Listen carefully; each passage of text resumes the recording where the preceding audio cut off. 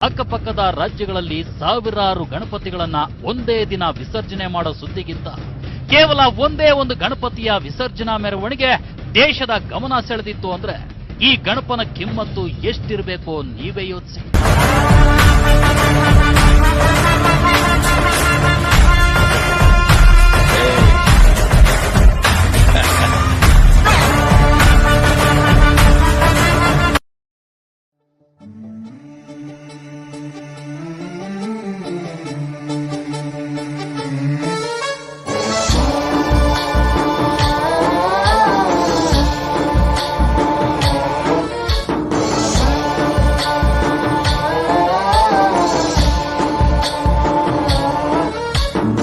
गणनायकाय गणदैवताय गणाध्यक्षाय धीमहि